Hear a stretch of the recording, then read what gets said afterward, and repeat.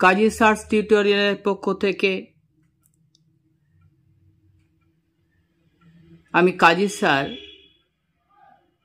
আমার সকল ছাত্রছাত্রী, শিক্ষার্থী এবং পরীক্ষার্থীদের স্বাগত জানিয়ে আজকের ক্লাসটা শুরু করছি। সর্বস্তরের শিক্ষার্থীদের জন্য আজকের ক্লাসটা, তাই সবাই মনোযোগ দিয়ে ক্লাসটাকে ফলো করবে। আজকের ক্লাসের বিষয় হচ্ছে সমাস।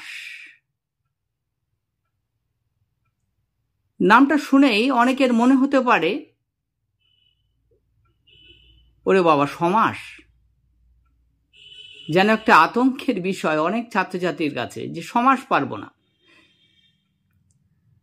কিন্তু সেই বিষয়টাকে, অর্থাৎ তোমাদের ভয় কাটানোর জন্য সহজভাবে, সহজ পদ্ধতিতে, একদম সংক্ষিপ্ত আকারে আমি এই ক্লাসে তোমাদের সমাস বুঝিয়ে দিচ্ছি। যারা সমাস পারো না, সমাসে ভয় যাদের, তারা অবশ্যই আমার এই ক্লাসটা ফলো করো। তাহলে অবশ্যই তোমাদের সমাস সম্পর্কে আর কোনো রকম ভুল হবে না, আর 6 মাস অতিবাহিত করতে তোমাদের হবে না। এটা কথা প্রচলিত আছে যে সমাস শিখতে লাগে 6 মাস, কিন্তু না, 6 মাস লাগবে না। একটা ক্লাসেই আমি আজকে তোমাদের বুঝিয়ে দেব। তোমরা শুধু ফলো করো আমার ক্লাসটাকে, আর আমার চ্যানেলটাকে অবশ্যই সাবস্ক্রাইব করে রাখো, বেশি বেশি শেয়ার করে দাও, সবার উপকারে আসবে এই চ্যানেল। সহজ সরল পদ্ধতিতে সুন্দরভাবে আমি সব বিষয় তোমাদের জন্য আনবো এবং বুঝিয়ে দেব।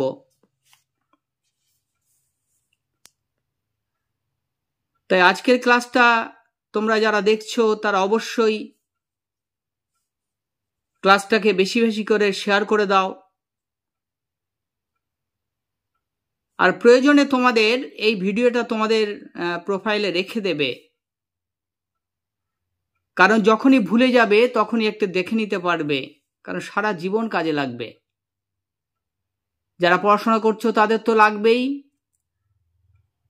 পড়াশোনার শেষে তোমরা যখন বৃহত্তর ক্ষেত্রে যাবে, অর্থাৎ চাকরির পরীক্ষা দেবে, তখনও কিন্তু সমাস লাগবেই। তাই ভিডিওটাকে রেখে দিও।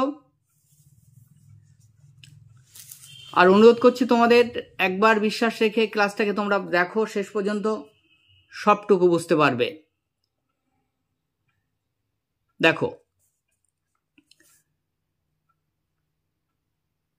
এই ভিডিওটা আমি প্রধানত আনলাম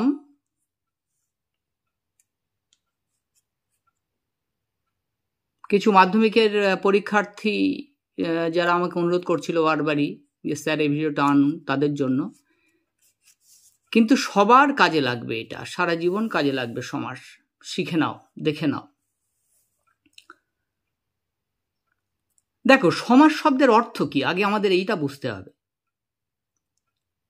সমাস কি, বা সমাস শব্দের অর্থটা কি? সমাস শব্দের অর্থ হলো সংক্ষেপ, অর্থাৎ একাধিক পদের, আমি লিখে দিচ্ছি এই সংজ্ঞাগুলো, একটু দেখে নিও এগুলো একটু, কিন্তু বোঝানোর বিষয়টা পরে আসছে, আমি বুঝিয়ে দেবো একদম একটা একটা করে বিষয় ধরে ধরে। তাহলে সমাস শব্দের অর্থ হলো সংক্ষেপ, অর্থাৎ একাধিক পদকে এক পদে পরিণত করা। দেখো এখানে সংজ্ঞাটাই একটু দেখে নাও। সংজ্ঞাটা কি বলে দেখো, পরস্পর অর্থযুক্ত একাধিক পদের এক পদে পরিণত হওয়াকে সমাস বলে। কি বলে? সমাস বলে।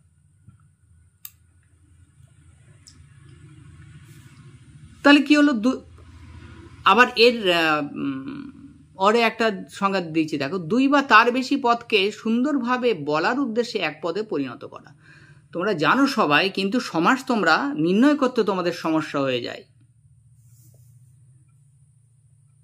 তার কারণও আছে, তার কারণও থাকে, কারণ সমাস আমরা পড়ি একভাবে আর পরীক্ষায় আসে একভাবে। আমরা সমাস মানে পড়ি বিনা পানিতে যার, বিনা পানি, বা এরকম করে পড়ি বরের অনুগামী যাত্রী বরযাত্রী। যেমন ধরো আর একটা উদাহরণ লিখি, এখানে আরেকটা উদাহরণ লিখছি, দেখো বরের অনুগামী যাত্রী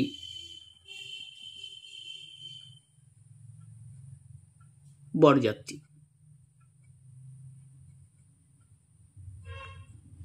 বরযাত্রী। তো এইভাবে আসে।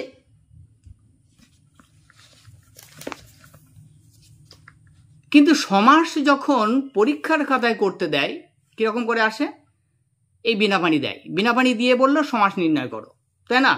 বা বরযাত্রী দিল, দিয়ে বললো সমাস নির্ণয় করো, কোন সমাস, বা ব্যাস বাক্য সহ সমাসের নাম লেখো। তাহলে তখনই তোমরা সমস্যায় পড়ে যাও যে কিভাবে করব, শিখেছি তো এইভাবে, দিচ্ছে উল্টোভাবে, তাহলে কিভাবে হবে? সেই বিষয়টাই আজকে তোমাদের কাছে আমি ক্লিয়ার করে দেব। একদম শেষ পর্যন্ত ভিডিওটা দেখবে, সেই বিষয়টাই ক্লিয়ার করে দেবো যে এই বিনা পানি আসার সঙ্গে সঙ্গে তোমরা বুঝতে পারবে এটা কোন সমাস। বরযাত্রী আসার সঙ্গে সঙ্গে তোমরা বুঝতে পারবে বরযাত্রী এটা কোন সমাস। একদম ক্লিয়ার করে দেবো, পরিষ্কারভাবে তোমরা বুঝতে পারবে। তার জন্য কি করতে হবে, তোমাদের আগে সমাসের বিভিন্ন পদগুলিকে জানতে হবে। সমাসের এই পদগুলিকে তোমাদের তার আগে জানতে হবে।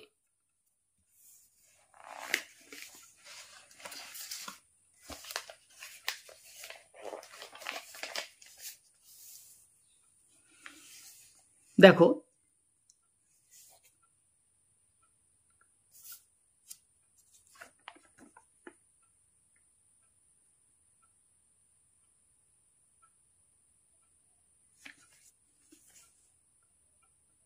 এখানে আমি সংজ্ঞাগুলো লিখে দিয়েছি, আবার তোমাদের ধরে ধরে প্রত্যেকটা পদ, প্রত্যেক সমাসের প্রত্যেকটা পদ আবার তোমাদের বোঝাবো, কিন্তু এখানে সংজ্ঞাটা তোমরা একটু দেখে নিও। দেখো এই বিনা পানিতে যার বা বরের অনুগামী যাত্রী, তাহলে বরের অনুগামী যাত্রী এখানে তিনটে পদ রয়েছে, একসঙ্গে কি হয়েছে সংক্ষেপ করে বরযাত্রী। আবার বিনা পানিতে যার এখানেও তাই হয়েছে। এখানে দেখো সমস্ত পদ বা সমাসবদ্ধ পদ কাকে বলে? দুই বা তার বেশি পদ মিলিত হয়ে যে নতুন পদ গঠন করে সেটিকে বলা হয় সমাসবদ্ধ পদ বা সমস্ত পদ।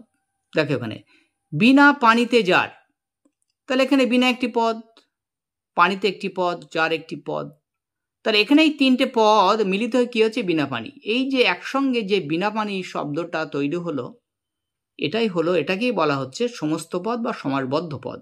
সমাসবদ্ধ পদ ভালো করে মনের মধ্যে গেঁথে নাও, এটাই হলো সমাসবদ্ধ পদ। অর্থাৎ যেটা মূল সংক্ষেপ করার পর যে শব্দটা আমাদের আসে, যেমন বরযাত্রী এখানে, তাহলে এটা কি হলো, এইটা হলো সমস্ত পদ বা সমাসবদ্ধ পদ। এটা মনে রাখতে হবে, বেশি কিছু না, দুটো তিনটে জিনিস মনে রাখতে হবে, কিন্তু না হলে কিন্তু কিছু করতে পারবে না। প্রত্যেকটা নিয়ম ফলো করতে গেলে এই জিনিসটা জানতেই হবে তোমাদের। সমাসবদ্ধ পদ কোনটা যদি না জানো তাহলে কি করে বোঝাবো? তাহলে বারবার এটা বলছি, দেখো সমাসবদ্ধ পদ বিনা পানি, অর্থাৎ কতগুলো পদ মিলিত হয়ে, দুই বা তার বেশি যে পদগুলো মিলিত হয়ে এক পদে যেটা পরিণত হয়, এক পদ সমাসবদ্ধ, বদ্ধ মানে একত্রিত, এটা একত্রিত হয়ে যে পদটা গঠিত হয় সেটা হলো সমাসবদ্ধ পদ বা সমস্ত পদ। তাহলে এটা সমাসবদ্ধ পদ বা সমস্ত পদ বিনা পানি, বা ওইটা যদি ওই উদাহরণটাই যদি যায় তাহলে বর যাত্রী সমস্ত পদ। তাহলে এটা কিন্তু ভালো করে তোমরা ফলো করো। তারপর কি দেখো ব্যাস বাক্য বা বিগ্রহ বাক্য, এটা অবশ্যই জানতে হবে ব্যাস বাক্য কি। সমস্ত সমাসবদ্ধ পদকে ভাঙলে বা বিশ্লেষণ করলে যে বাক্য বা বাক্যাংশ পাওয়া যায় তাকে বলা হয় ব্যাস বাক্য। তাহলে এখানে দেখো বিনা পানি, এটা ভাঙলে কি হচ্ছে বিনা পানিতে যার, এই যে ভেঙে যে পদগুলো বার হলো এইগুলোকে বলা হয় কি বলা হয়? এই যে ভেঙে পদগুলো ভাঙার পরে যে বাক্যটা গঠিত হলো, এই বাক্যটাকে কি বলে? ব্যাস বাক্য বা বিগ্রহ বাক্য। উদাহরণ এখানে আমি অনেকগুলো দিয়ে দিয়েছি, দেখো। গণ্যমান্য, যিনি গণ্য তিনি মান্য, তাহলে এখানে হলো ব্যাস বাক্য এটা। তাহলে যে পদটা ভাঙার পর বিশ্লেষণ করার পর যেটা তৈরি হয় সেটা হলো ব্যাস বাক্য। একদম এক কথায় শুনে নাও, যে পদটা এখানে তোমাদের দেওয়া থাকে, সমাস করতে দেওয়া থাকে, সেটা হলো সমাসবদ্ধ পদ। বিশ্লেষণ করার পর ভাঙার পরে যে বাক্যটা বা বাক্যাংশটা হয় সেটা হলো ব্যাস বাক্য। তাহলে ক্লিয়ার? তাহলে গণ্যমান্য হলো কি? এটা সমাসবদ্ধ পদ বা সমস্ত পদ। এটা আমি দুভাবে দেখিয়ে দিয়েছি, এটা তোমাদের এইভাবে দেখিয়ে দিয়েছি, আবার এটা উল্টো করে লিখে দেখিয়ে দিয়েছি এটা। তাহলে এটা হলো সমাসবদ্ধ পদ, এই পদটা হলো সমাসবদ্ধ পদ বা সমস্ত পদ, সমস্ত পদ। আর এটা হলো তোমাদের ব্যাস বাক্য। এইবার আর একটা পদ দেখলে তোমাদের হয়ে যাচ্ছে।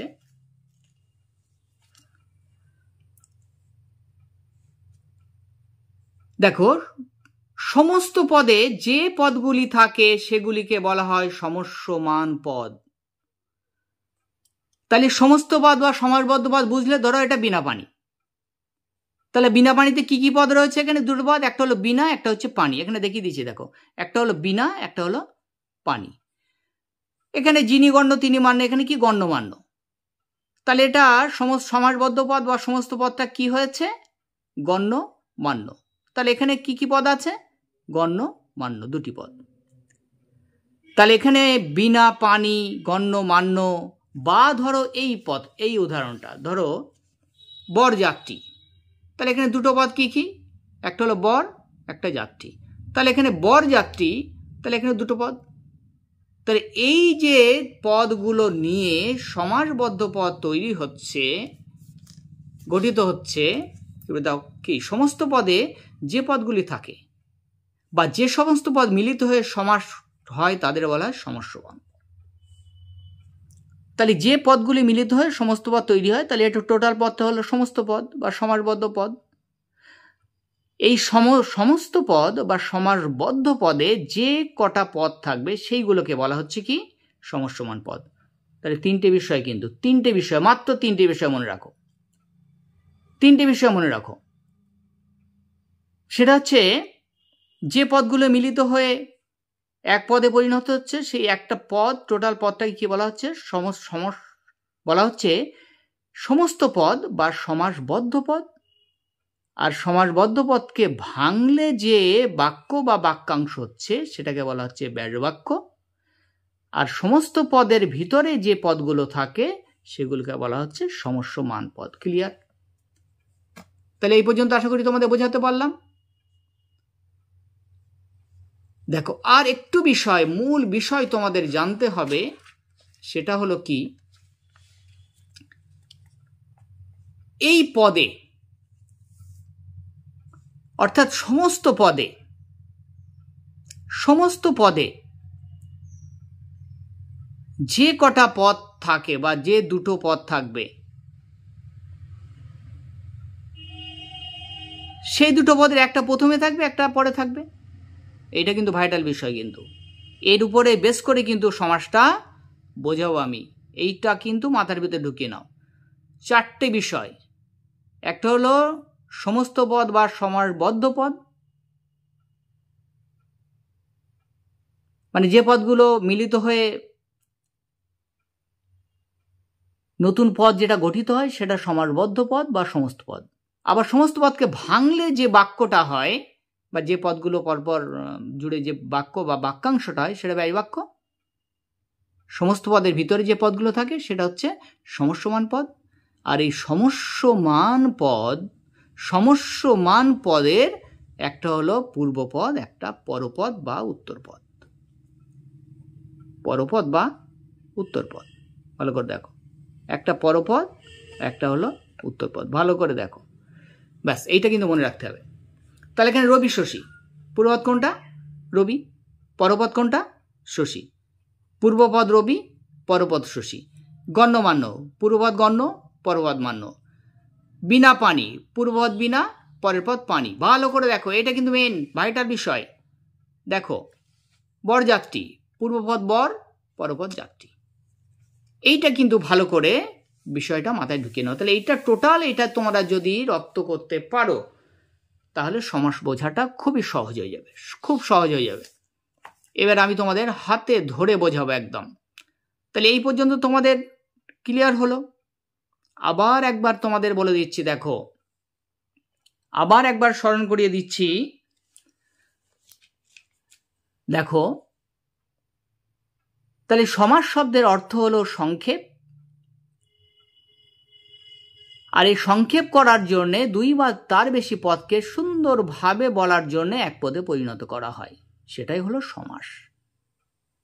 আর যে এক পদে পরিণত করা হয় সেই পদটাকে বলা হয় সমস্ত পদ বা সমাসবদ্ধ পদ। সমস্ত পদ বা সমাসবদ্ধ পদ, এগুলো সবই সমস্ত পদ বা সমাসবদ্ধ পদ। সমাসবদ্ধ পদের মধ্যে যে পদগুলো থাকে এটাকে বলা হয় সমস্যমান পদ। একটা একটা, যেমন বিনা পানি, বিনা সমস্যমান পদ, পানি সমস্যমান পদ, আলাদা আলাদা করে। গণ্য সমস্যমান পদ, মান্য সমস্যমান পদ। আর এই যে দুটি পদ থাকে, সমস্ত পদের ভিতরে যে দুটি সমস্যমান পদ থাকে তার ভিতরে একটা হলো পূর্বপদ। পূর্ব মানে তো তোমরা জানো, পূর্ব মানে কি? আগে, আগে থাকে, তাই পূর্বপদ। আর পানি বা মান্য, এটা পরে আছে, তাই পরপদ। এর উপরে বেশ করে কিন্তু আজকে বোঝাবো। তোমরা পরীক্ষায় সব পারবে। যদিও আজকের ক্লাসে আমি তোমাদের পরীক্ষার অনেকেরই আবার মাধ্যমিকের সামনে সামিটি পরীক্ষা আছে সেকেন্ড, তাদের জন্যে বিশেষত তারা বুঝতে পারবে, একদম করে আসতে পারবে, কোনো সমস্যা হবে না। সমাস আজ থেকে চিনতে পারবে যে কোনটা কোন সমাস। আর বিভিন্ন সমাসের ভাগগুলো আছে, আজকে এই ক্লাসে হবে কিনা বলতে পারছি না, কারণ ভিডিওটা এমনিতে অনেক বড় হয়ে যাবে। তোমরা আমার চ্যানেলের সঙ্গে জুড়ে থাকো, চ্যানেলটা সাবস্ক্রাইব করে রাখো, বেল আইকনটা প্রেস করে রাখো, অবশ্যই সেটাও বুঝতে পারবে। সমাস নিয়ে আর কোনো দিন সারা জীবনে যতদিন চাকরি পরীক্ষা হোক আর যাই হোক তোমাদের সমস্যা হবে না, এটা একদম নিশ্চিত। তাহলে দেখো আজকের ক্লাসটা কতটা গুরুত্বপূর্ণ দেখো। এইবারে দেখো আমি তোমাদের একটা একটা করে, তাহলে এতক্ষণ বুঝে নিল তোমরা, এইবারে দেখো আমি যেটা বোঝানোর বিষয় যেটা বোঝাচ্ছি।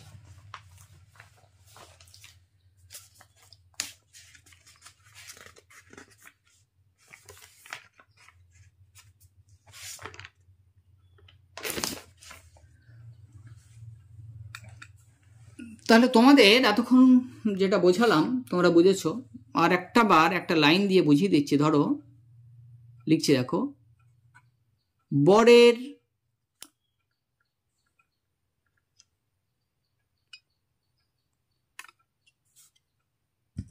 পেনটা দেখে লিখে এটা লিখছি না। বরের অনুগামী, বরের অনুগামী যাত্রী সমান সমান কি হলো? বরযাত্রী। বরযাত্রী। তাহলে চারটে বিষয় আমি তোমাদের মাথায় রাখতে বলেছি, খেয়াল করো কি বলেছি। দেখো চারটে বিষয় কি কি বলেছি। এক নম্বর হলো কি বলেছি? সমস্ত পদ। সমস্ত পদ, সমস্ত পদ বা সমাসবদ্ধ পদ মনে রাখতে বলেছি, কিন্তু আবার লিখে দিচ্ছি, সমাসবদ্ধ পদ। ভালো করে দেখো, বারবার কিন্তু বলছি, সমাসবদ্ধ পদ। দুই নম্বর কি মনে রাখতে বলেছি? ব্যাস বাক্য। ব্যাস বাক্য। তিন নম্বর কি মনে রাখতে বলেছি? তিন নম্বরে কি মনে রাখতে বলেছি? সমস্যমান পদ। সমস্যমান পদ। আর চার নম্বরে মনে রাখতে বলেছি পূর্বপদ আর পরপদ। ব্যাস, এইটা তোমরা একদম কোনোভাবেই মিস করবে না। এটা কিন্তু তোমাদের মনে রাখতেই হবে, না হলে সমাস কিন্তু শেখাতে পারবো না। এইটা মনে রাখতেই হবে তোমাদের। তাহলে আবার দেখো আমি তোমাদের সংজ্ঞা বলে দিচ্ছি, এবার তোমরা নিশ্চয়ই বুঝতে পারবে। এই যে উদাহরণটা লিখেছি, বরের অনুগামী যাত্রী, তোমরা বুঝতে পারছো, নিশ্চয়ই বুঝতে পারছো কোনটা কি পদ। আমি আরেকবার বলে দিচ্ছি। তাহলে বরযাত্রী কি পদ? এটা কি? এই যে সমস্ত পদ, সমস্ত পদ, মানে এই পদগুলো একত্রিত হয়ে এক পদে পরিণত হয়েছে সমস্ত পদ। আর এই যে সমস্ত পদকে ভেঙে যে বাক্যটা তৈরি হয়েছে এটাকে কি বলা হচ্ছে? ব্যাস বাক্য। ব্যাস বাক্য। ক্লিয়ার হলো তোমাদের? এইবার এই সমস্ত পদে দেখো বরযাত্রী, বরযাত্রী, খেয়াল করো এটা বরযাত্রী। তাহলে বরযাত্রী দুটো পদ কি কি আছে? একটা হলো বর আর একটা হলো যাত্রী, তাই না? এই দুটো পদ এখানে আছে। তাহলে বর আর যাত্রী এই পদ দুটো, তাহলে কি দুটো পদ এখানে ভাঙা হয়েছে, দুটো পদ, একটা বর আর একটা যাত্রী। তাহলে এটা হলো কি বলা হয়েছে? এটা সমস্যমান পদ। মানে যে পদগুলো মিলিত হয়ে সমস্ত পদ তৈরি হয়, যে পদগুলো মিলিত হয়ে সমস্ত পদ তৈরি হয়, যে দুটো পদ মিলিত হয়ে সমস্ত পদ তৈরি হয় তাকে সেটা হলো সমস্যমান পদ। সমস্যমান পদ হয়ে গেল 3 নম্বর। তাহলে সমস্ত পদ কোনটা? 1 নম্বর। তাহলে এটা হলো 1 নম্বর। তারপরে কি বলেছি? ব্যাস বাক্য। তাহলে ব্যাস বাক্যটা হলো এটা 2 হয়ে গেল। বরযাত্রী এটা হলো দুটো আলাদা আলাদা, এটা ভাগ করে দিয়েছি, এটা কি হলো সমস্যমান পদ 3 হয়ে গেল। 3 নম্বর পয়েন্টস। এই 4টে পয়েন্টস কিন্তু বেস, এটা কিন্তু তোমাদের জানতেই হবে, অবশ্যই জানতে হবে তোমাদের, এটা কিন্তু বেস, এটা অবশ্যই জানতে হবে। তাহলে এই দেখো এইবার আমি এই অ্যারো চিহ্ন এখানে দিয়েছি বাকিয়ে দুটো পদ। এটা কি কেন দিয়েছি? এই দুটো পদ, প্রথম পদটাকে বলা হয় পূর্বপদ। তাহলে এখানে বর হলো পূর্বপদ আর পরের পদটা হলো পরপদ। তাহলে ক্লিয়ার? বুঝতে পারছো? পরপদ। তাহলে এটা ক নম্বর হলো? 4 নম্বর। ব্যাস। এই তোমাদের ইংলিশে লিখলাম, বাংলায় লিখলে হতে হচ্ছে, বাংলায় লিখে দিচ্ছি। এই 4টে বিষয় তোমাদের মাথায় রাখতে হবে, ব্যাস। বাকিটা দেখো, বাকিটা আমি সহজভাবে তোমাদের বুঝিয়ে দেবো। তাহলে এখানে দেখো, তাহলে বরযাত্রী, তাহলে বরযাত্রী, তাহলে এখানে লিখে দেবো আবার। আচ্ছা লিখে দিচ্ছি, বর যাত্রী। তাহলে এটা কি? সমস্ত পদ। এটা হলো সমস্ত পদ বা সমাসবদ্ধ পদ। সমাসবদ্ধ পদ হয়ে গেল। তারপরে কি লিখেছি? বরের অনুগামী যাত্রী। বরের অনুগামী যাত্রী। অনু মানে পশ্চাৎ, অর্থাৎ বরের পিছনে যে যাত্রী যায়, যাত্রীটাই মূল শব্দ। তাহলে যাত্রীরা যায় বরের পিছনে, যারা যায় বরের অনুগামী যাত্রী।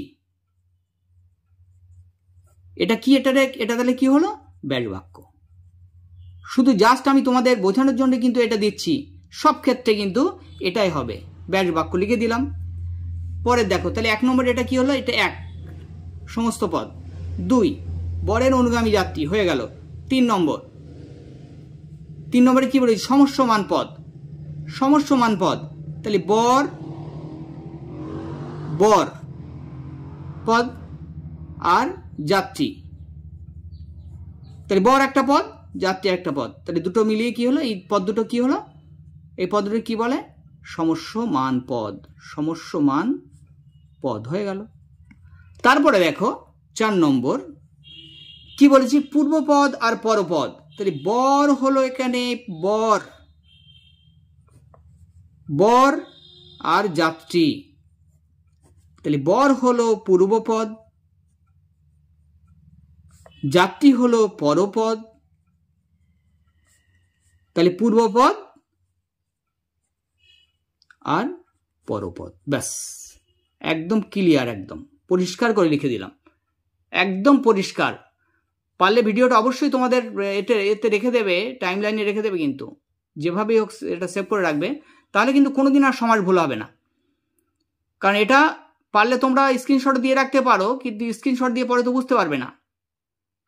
আমি যেভাবে সুন্দরভাবে বুঝিয়ে দিচ্ছি এই বোঝানোটাই তোমাদের লাগবে, তাই অবশ্যই তোমরা এটা রেখে দিও, কোনো সময় সমাস আর ভুল হবে না। এই এতক্ষণ ধরে যে ধারণা তোমাদের দিলাম এটা হলো সমাসের প্রাথমিক ধারণা, এটা হলো প্রাথমিক ধারণা একদম, যেটা বেসিক তোমাদের জানতেই হবে। এটা না জানলে এটা ছাড়া সমাস করতেই পারবে না। তাহলে মূল বিষয়টা কিন্তু আমি তোমাদের এতক্ষণ বুঝিয়ে দিলাম। আবার একবার তোমাদের দরকারে বলে দিচ্ছি, দেখো তাহলে একাধিক পদ মিলিত হয়ে যে পদ তৈরি হয়, একাধিক পদ মিলিত হয়ে যে পদ তৈরি হয় তাকে বলে সমস্ত পদ। সমস্ত পদকে বা সমাসকে ভাঙলে যে বাক্যটি পাওয়া যায় সেটিকে বলা হয় ব্যাসবাক্য। ব্যাসবাক্যে আরো নাম আছে, ব্যাসবাক্য, বিগ্রহ বাক্য বা সমাস বাক্য, ব্যাসবাক্য বা বিগ্রহ বাক্য। সমস্ত পদেরও নাম আছে, সমস্ত পদ বা সমাসবদ্ধ পদ। আগে তোমাদের ওখানে লিখে দিয়েছি, সেগুলো দেখে নেবে, এখানে একবার লিখে দিলাম। তাহলে এই গেল তোমাদের। আর সমস্ত পদের মধ্যে যে পদগুলো থাকে সেগুলিকে বলা হয় সমস্যমান পদ। হয়ে গেল। সমস্যমান পদগুলির ভিতরে দুটি পদ থাকে। সমস্যমান পদের ভিতরে দুটি পদ, একটা হলো পূর্বপদ, একটা হলো পরপদ। ব্যাস, একটা হলো পরপদ। দেখো এত কিছু, এইটা তোমরা বেসিক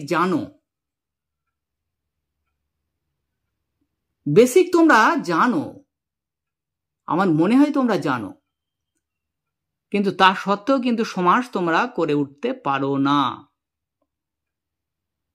তার কারণ কি? তার কারণ হলো আমরা তো শিখি একভাবে। কিভাবে শিখি? বরের অনুগামী যাত্রী, বরযাত্রী, সিংহ চিহ্নিত আসন, সিংহাসন। হ্যাঁ, তাহলে ভাই ও বোন, ভাই বোন, এইভাবে তো শিখি। কিন্তু দেখো ওগুলো আমি একটু লিখি, দেখো বরের অনুগামী যাত্রী, দেখো একটু লিখছি, দেখো বা আমি লিখেই দিচ্ছি। দেখো সমাস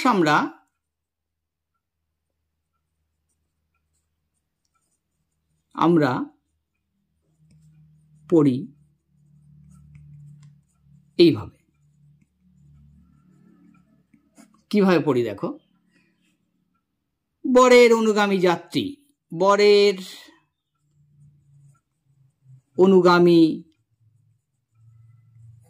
যাত্রী, এইভাবে মুখস্থ করি না আমরা? ভালো করে ভেবে দেখো তো, ঠিক এইভাবে মুখস্থ করি না? বরের অনুগামী যাত্রী, বরযাত্রী, বরযাত্রী।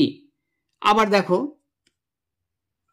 ভিক্ষার অভাব, দুর্ভিক্ষ, ভিক্ষার অভাব, ভিক্ষার অভাব, দুর্ভিক্ষ।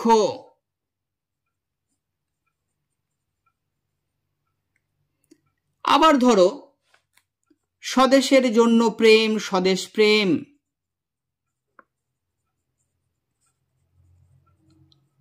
স্বদেশের জন্য প্রেম, স্বদেশ প্রেম, স্বদেশ প্রেম। দেখো এইভাবে আমরা পড়ি, পড়তে ভালোই লাগে আমাদের, তাই না? কিন্তু আর কার্যক্ষেত্রে কি হয়, পরীক্ষায় যখন আসে তখন কিন্তু আমরা পারি না। কারণ আমরা কি করি, আগে ব্যাসবাক্য পড়ি, তারপরে সমাসবদ্ধ পদটাকে পড়ি, তাই না? আগে ব্যাসবাক্যটা পড়ি, পরে সমাসের নামটা পড়ি, সমাসবদ্ধ পদের নামটা পড়ি। এইভাবে ওই যে বরযাত্রী, দুর্ভিক্ষ, স্বদেশ প্রেম। দেখো বরের অনুগামী যাত্রী, বরযাত্রী, বর অনুগামী যাত্রী, বরযাত্রী কি হয়? কর্মধারায় সমাস, কর্মধারায় সমাস। ব্যাস, এইভাবে আমরা পড়ি, মুখস্থ করি, কিন্তু বুঝি না ঠিক। বরের অনুগামী যাত্রী, বরযাত্রী কর্মধারায় সমাস। কি তাই তো? ঠিক বলছি তো? কর্মধারায় সমাস। আবার ভিক্ষার অভাব, দুর্ভিক্ষ, অব্যয়ীভাব সমাস। সমাস। আবার ধরো স্বদেশের জন্য প্রেম, স্বদেশ প্রেম, এইভাবে পড়ি।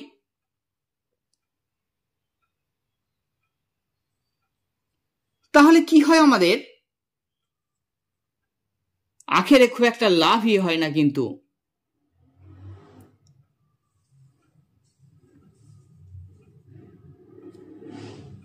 কিন্তু পরীক্ষায় কিরকম আসে দেখো, পরীক্ষায় কিরকম থাকে তোমাদের তোমরা জানো, এরকম থাকে। ধরো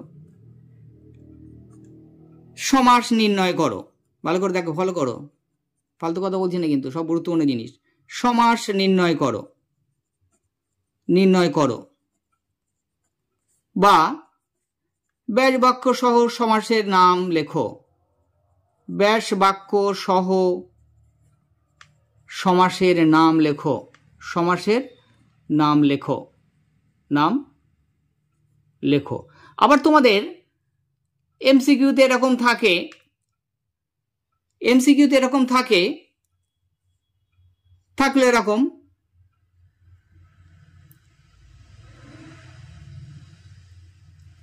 যে উভয় পদ প্রধান, উভয় পদ প্রধান, প্রধান সমাস হলো, সমাস হলো, এবারে অনেকগুলো অপশন দিয়ে দিল। এইভাবে তোমাদের থাকে। তা উভয় পদ তোমরা তো বুঝতেই পারছো না উভয় পদটা কি, তা লিখবে কি করে? তোমরা তো পদটা, উভয় পদটা তোমাদের তুমি বুঝতে পারছো না উভয় পদ কি জিনিস। তাহলে উভয় পদ হলো কি? পূর্বপদ আর পরপদ, পূর্বপদ আর পরপদ। তাহলে পূর্বপদ পরপদ প্রধান কোন সমাসে তোমরা জানো না, তাই পরীক্ষায় লিখতে পারছো না, ছেড়ে দিয়ে আসতে হচ্ছে, তাই না? এই হচ্ছে তোমাদের প্রধান সমস্যা হয়ে দাঁড়ায় এইটাই। তাহলে কি করতে হয় তোমাদের? সমাসবদ্ধ পদটা আসে, তাহলে সমাসবদ্ধ পদ তোমাদের কি করতে হয়? আসে তো সমাসবদ্ধ পদ, সমাসবদ্ধ পদ, সমাসবদ্ধ পদ আসে। এর থেকে কি হয়? তোমরা এর থেকে কি করো? ব্যাস বাক্য করো, এর থেকে ব্যাস বাক্য করো, তারপর সমাসের নাম লেখো, তারপর সমাসের নাম লেখো। এটাই হচ্ছে তোমাদের প্রধান সমস্যা। এই জন্যই তোমরা পরীক্ষায় ভুল করে আসো, আর গাড়ি গাড়ি সমাসের নিয়ম মুখস্থ করে যাও, মাথা ঘুরে যায়। এক একটা সমাসের 5টা 6টা 7টা 8টা নিয়ম, কিভাবে করব এই জিনিসটা তোমরা ভেবে পাও না যে কিভাবে ঠিক করে আসবো।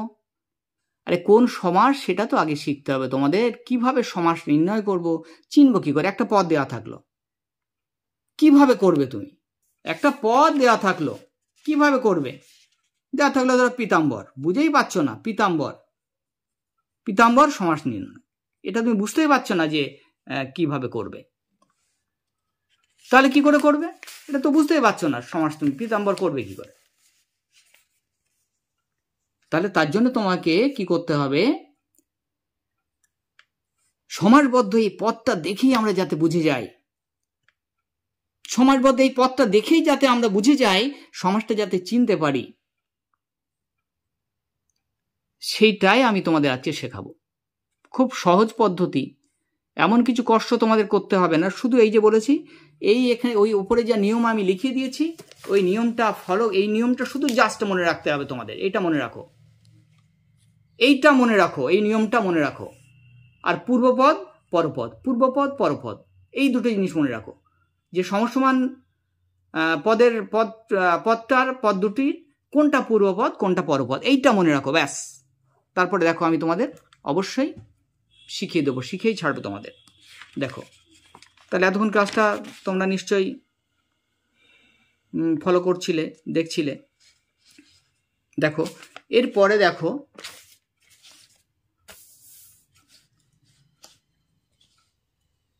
দেখো এদিকে মার্জিন টানা নেই, তার জন্য এ করে দিও, কারণ আমি এতটা বোঝাতে লাগবে বুঝিনি। আচ্ছা ঠিক আছে, দেখো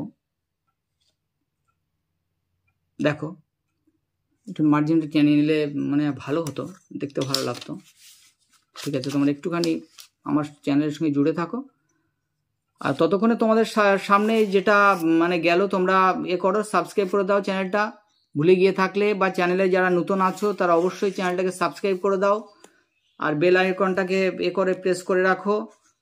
অবশ্যই তোমাদের কাজে লাগবে। কাজী স্যার টিউটোরিয়াল একটা গুরুত্বপূর্ণ চ্যানেল, এই চ্যানেলকে অবহেলা করো না। তোমরা যারা মাধ্যমিক পরীক্ষা দেবে বা উচ্চ মাধ্যমিক বা বিএ বা তোমরা বিভিন্ন চাকরি পরীক্ষায়ও যারা অংশ নিচ্ছ, প্রত্যেককে অনুরোধ করছি তোমরা চ্যানেলটা সাবস্ক্রাইব করে রাখো, অবশ্যই তোমাদের কাজে লাগবে। কাজী স্যার টিউটোরিয়াল তোমাদেরই চ্যানেল, তোমাদেরই উপকার আসবে। বেশি বেশি শেয়ার করে দাও, বেশি বেশি শেয়ার করে দাও, সবার মাঝে শেয়ার করে দাও। আর আমি আমার দীর্ঘদিনের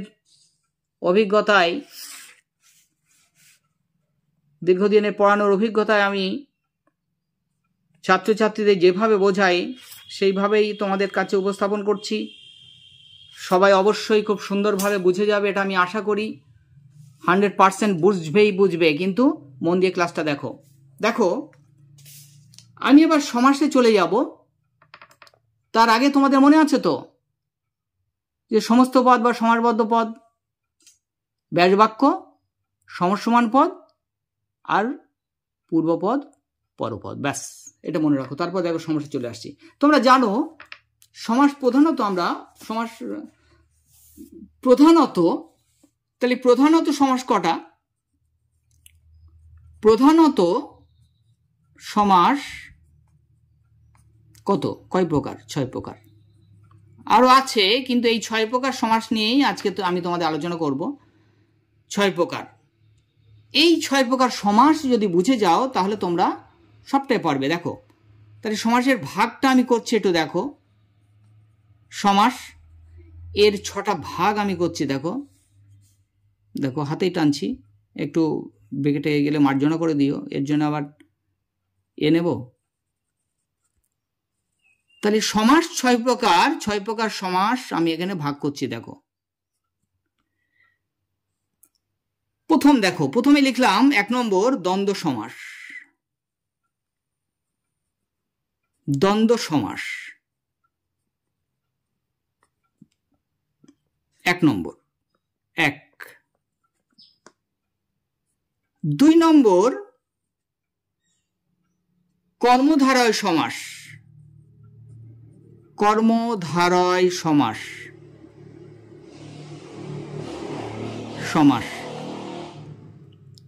3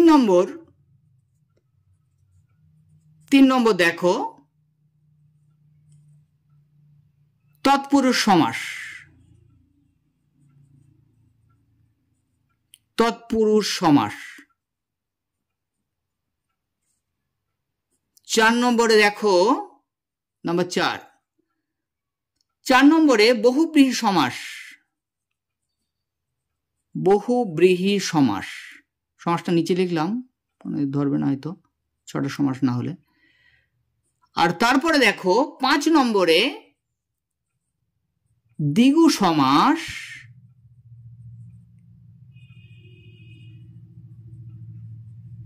আর 6 নম্বরে তোমাদের হলো অব্যয়ীভাব সমাস।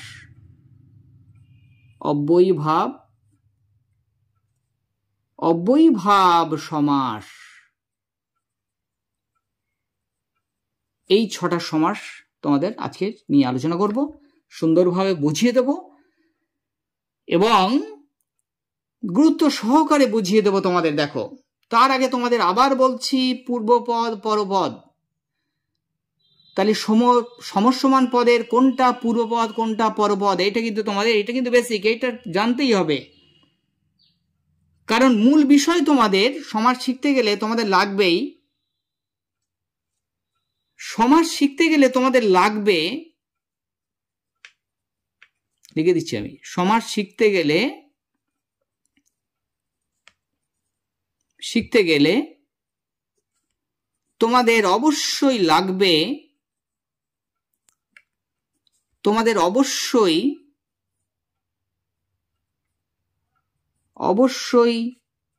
চেনা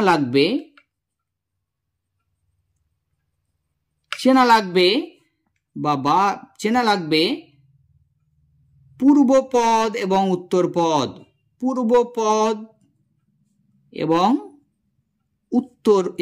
উত্তরপদ বা পরপদ, পরপদই লিখলাম, পরপদ বা উত্তর মানে পরে, পরপদ চেনা লাগবে, উত্তরপদ পরপদ।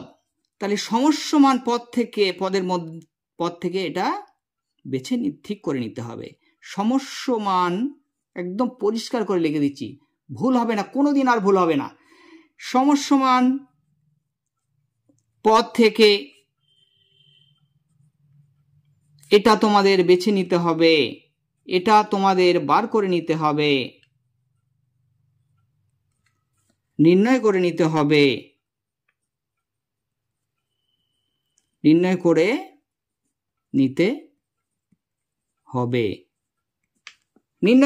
হবে, দেখো উপরে যে ছকটা আমি লিখেছি, একটু ভুল করে ফেললাম, আর একটু নিচে থেকে লিখলে ভালো হতো, কারণ উপরে আমি লিখে দেবো তো। দেখো দ্বন্দ্ব সমাস,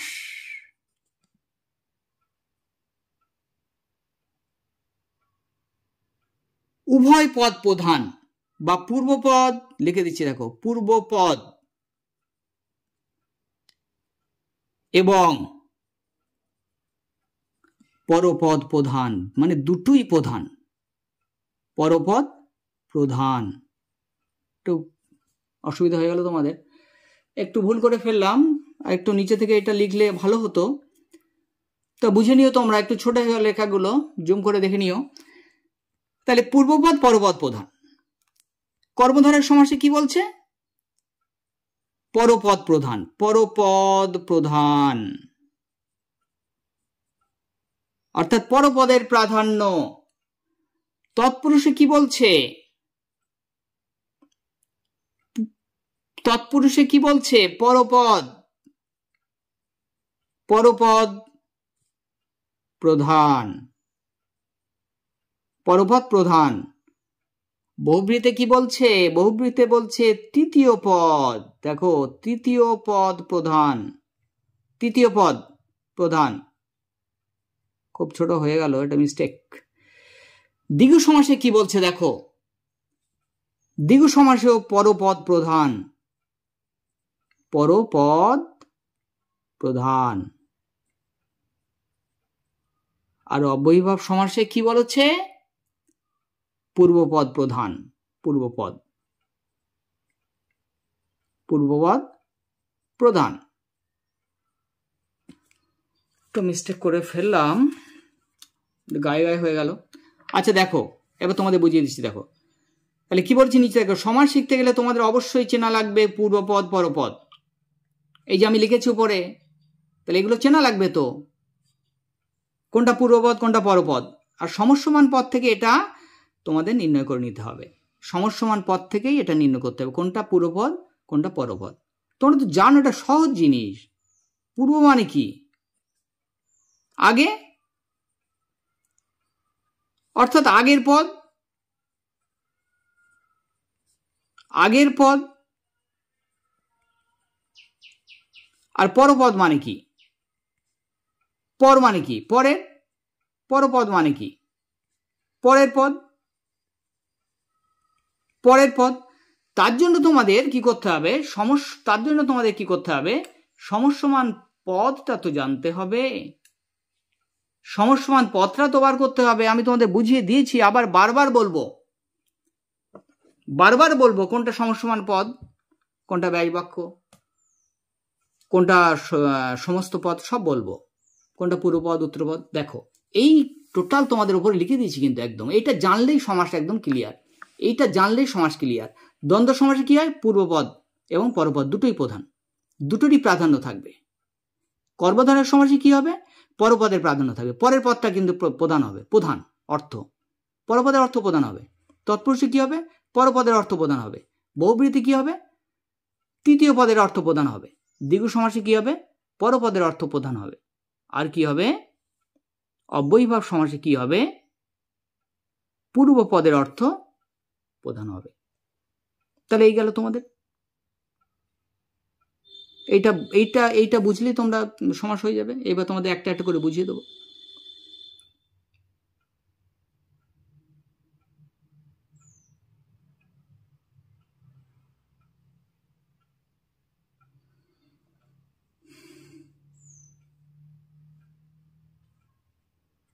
তাহলে খেয়াল করো, আবার তোমাদের পরিষ্কার করে লিখে দিচ্ছি। দেখো,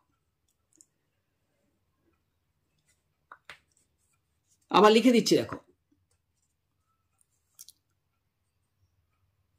উভয় পদের প্রাধান্য, উভয় পদের প্রাধান্য, প্রাধান্য বলতে কি বোঝাচ্ছে? উভয় পদের প্রাধান্য বলতে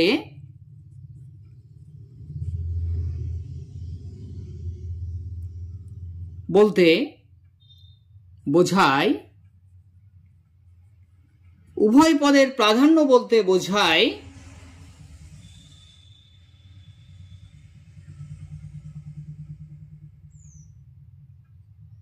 বোঝায় পূর্বপদ, বোঝায়। তাহলে এখানে সমস্যমান পদের, সমস্যমান পদের, সমস্যমান পদের, খেয়াল করে বারবার বলছি কিন্তু, সমস্যমান পদের, সমস্যমান পদের পূর্বপদ এবং এবং পরপদ, এবং পরপদ একদম পরিষ্কার করে লিখে দিলাম। বারবার ভুল হয়ে গেলেও কি করবে? বারবার দেখবে ভিডিওটা আর স্ক্রিনশট নিয়ে বারবার বোঝার চেষ্টা করো। আমি যেটা বুঝিয়ে দিলাম, উভয় পদের প্রাধান্য বলতে বোঝায় পূর্বপদ এবং পরপদের অর্থই প্রাধান্য পাবে, অর্থই প্রাধান্য পাবে, প্রাধান্য পাবে। এটা হয়ে গেল 1 নম্বর। 2 নম্বরে কি হলো নিয়মে?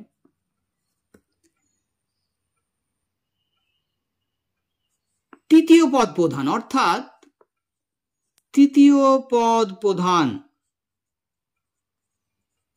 অর্থাৎ কি হলো? তৃতীয় পদ প্রধান অর্থাৎ পূর্বপদের অর্থ,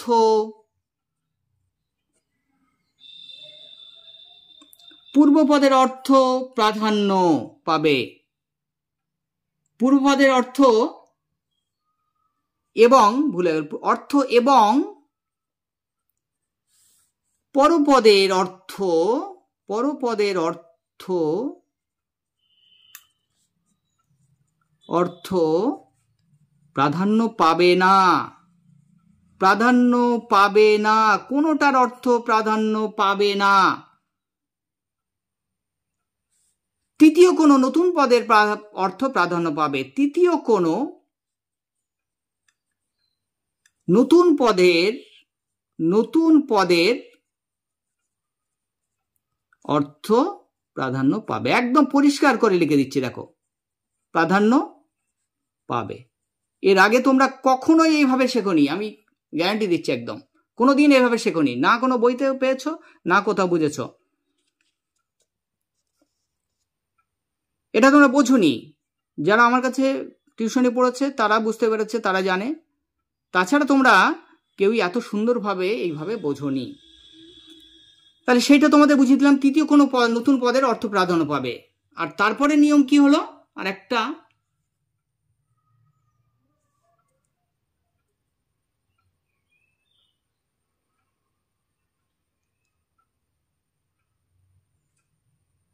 তিন নম্বর হলো পূর্বপদের প্রাধান্য, অর্থাৎ পূর্বপদের প্রাধান্য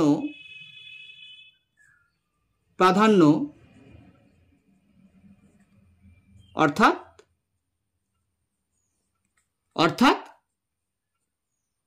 পূর্বপদের অর্থ প্রধান, পূর্বপদের অর্থ প্রধান, পূর্বপদের অর্থ প্রধান। আর পরপদের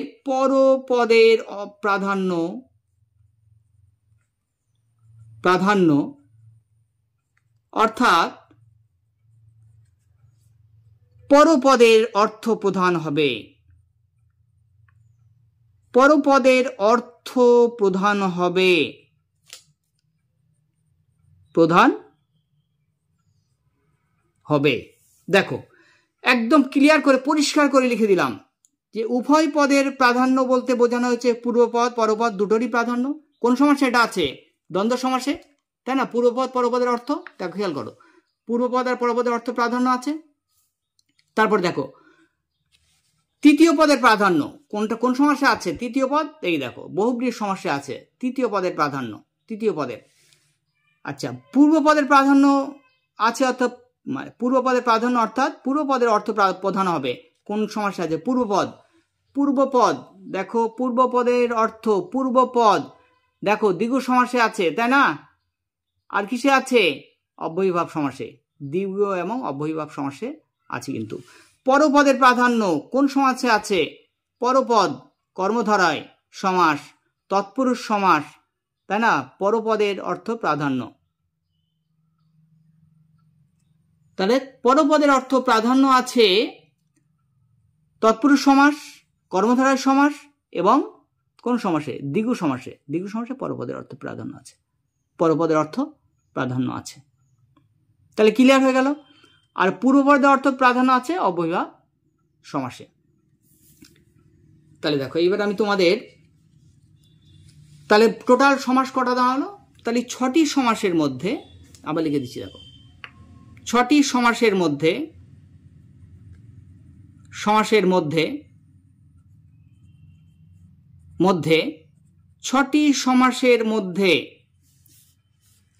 6টি সমাসের মধ্যে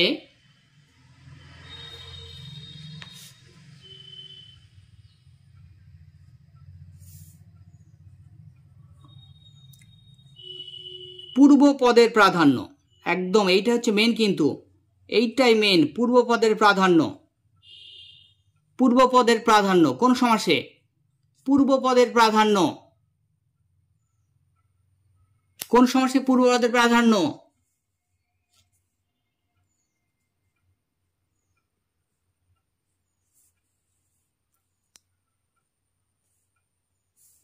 অব্যয়ীভাব সমাস, অব্যয়ীভাব সমাস।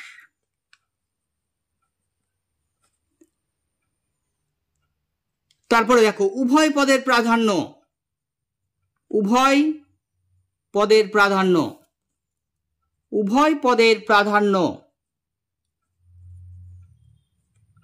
কোন সমাসে? উভয় পদ দ্বন্দ্ব সমাস, দ্বন্দ্ব সমাস। তৃতীয় পদের প্রাধান্য, তৃতীয় পদের প্রাধান্য কোন সমাসে? দেখো তৃতীয় পদের প্রাধান্য বহুব্রীহি, বহুব্রীহি। আর পরপদের প্রাধান্য, পরপদের প্রাধান্য, পরপদের প্রাধান্য কোন কোন সমাস? কটা সমাস দেখো? কর্মধারয়, কর্মধারয়, আর কি আছে? তৎপুরুষ, আর কি আছে? তৎপুরুষ, আর কি আছে? দ্বিগু।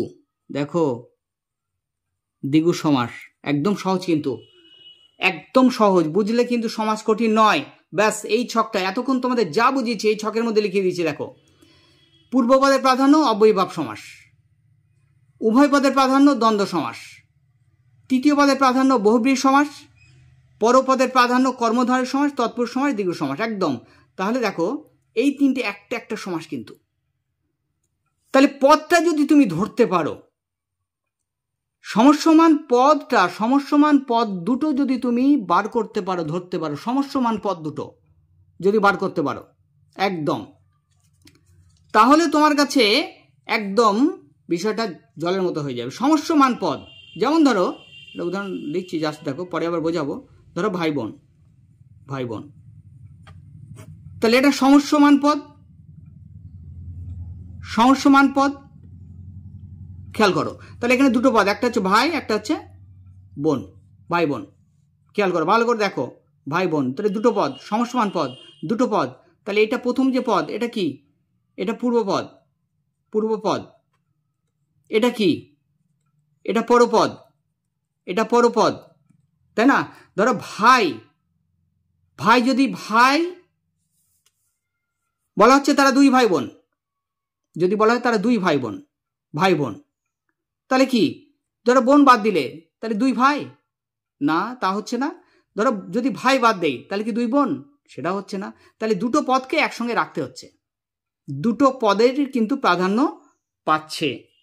তাহলে বুঝতে পারলে? তাহলে দুটো পদের প্রাধান্য, তাহলে এটা কি সমস্যা হবে?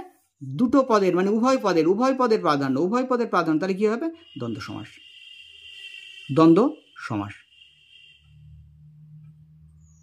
বোঝা যাচ্ছে? একটু একটু বোঝা যাচ্ছে কি তোমাদের? তাহলে এই পদটা হচ্ছে আসল, বারবার বলছি কিন্তু এই পদটা বুঝতে পারলে সমাসে আর কিছু নেই কিন্তু। এইবার তোমরা সমাস একদম জলের মতো শিখে যাবে। এইবারে একটা একটা করে আমি ধরে ধরে বোঝালেই ব্যাস ক্লিয়ার একদম। সমাস আর ভুল তোমাদের হবে না কোনো সময়, আশা করছি একদম পরিষ্কার হয়ে যাবে। দেখো তাহলে এই পদগুলো একটা একটা কিন্তু ভালো করে বোঝো। দ্বন্দ্ব সমাসের এই যে দ্বন্দ্বের উদাহরণ দিলাম, তার দ্বন্দ্বের উভয় পদ প্রধান বাক্য, দ্বন্দ্ব সমাস। পূর্বপদের প্রাধান্য কি বলেছি? অব্যয়ীভাব সমাসে পূর্বপদের প্রাধান্য, আর তৃতীয় পদের প্রাধান্য বহুব্রীহি সমাসে। আর এই তিনটে সমাস কর্মধারায় তৎপুরুষ আর দ্বিগু, এই তিনটে কিন্তু তিনটে পরপদ, তো একদম জলের মতো। তিনটে পদের পার্থক্য আমি তোমাদের সুন্দরভাবে বুঝিয়ে দেবো, কোনো অসুবিধা হবে না একদম। দেখো নেক্সট, দেখো আবার পৃষ্ঠা উল্টাতে হচ্ছে, আবার একটুখানি মার্জিন টেনে নেব, তোমাদের অসুবিধা একটু হচ্ছে। 2 মিনিট 1 মিনিট লাগবে, জব করে দুটো মার্জিনটা টেনে নিলে একটু ভালো লাগে, পরে আবার উপরে আমার লিখতে হবে তো। তাহলে এটা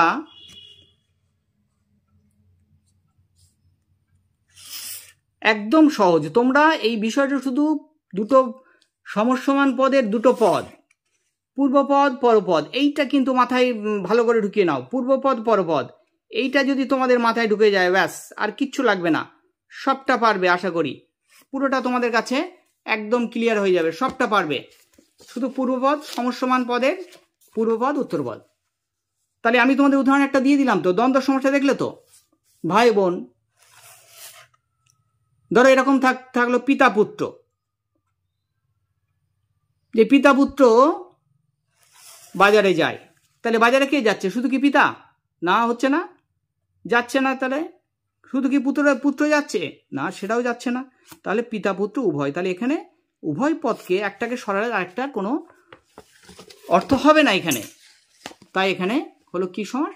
দ্বন্দ্ব সমাস। দেখো এবার দেখো উদাহরণ ধরো, একটা উদাহরণ দ্বন্দ্ব ধরো দিয়েছি, আর একটা উদাহরণ দিচ্ছি। দেখো ভালো মন্দ, ভালো মন্দ, তাহলে ভালো মন্দ এটা কি হলো? তাহলে এইটা তোমার হলো কি? সমসমান পদ, এটা হলো তোমার সমস্ত পদ, তাহলে সমস্ত পদ, সমস্ত পদ। আর এই একটা পদ, এই একটা পদ, এটা মিলে হলো কি? এই দুটো কি হলো? সমস্যমান পদ, সমস্যমান পদ হয়ে গেল। এইবারে দেখো তাহলে এখানে এই একটা পদ, এটা একটা পদ, এই দুটো সমস্যমান পদ। তাহলে প্রথম পদটা কি বলা হবে? বলে দিচ্ছি তোমাদের আগে, কিন্তু এটা পূর্বপদ। প্রথম পদটা কি? এই পদটা, প্রথম পদটা পূর্বপদ, পূর্বপদ। পরের পদটা কি? পরপদ। তাহলে ভালো মন্দ, তাহলে দুটো পদেই কিন্তু সমান গুরুত্বপূর্ণ।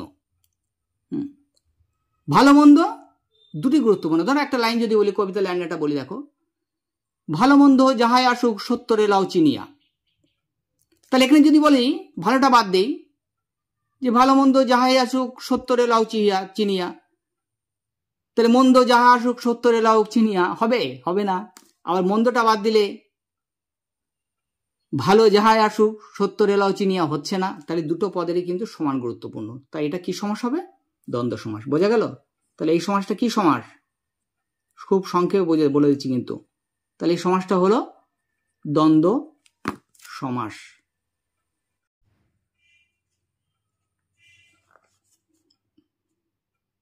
তাহলে দ্বন্দ্ব সমাস তোমরা বুঝে নিলে, সহজ জিনিস একদম। তাহলে অবশ্যই যদি এরকম থাকে, তোমাদের উদাহরণ প্রচুর আছে, সেগুলো ভালো করে একটু দেখে নেবে।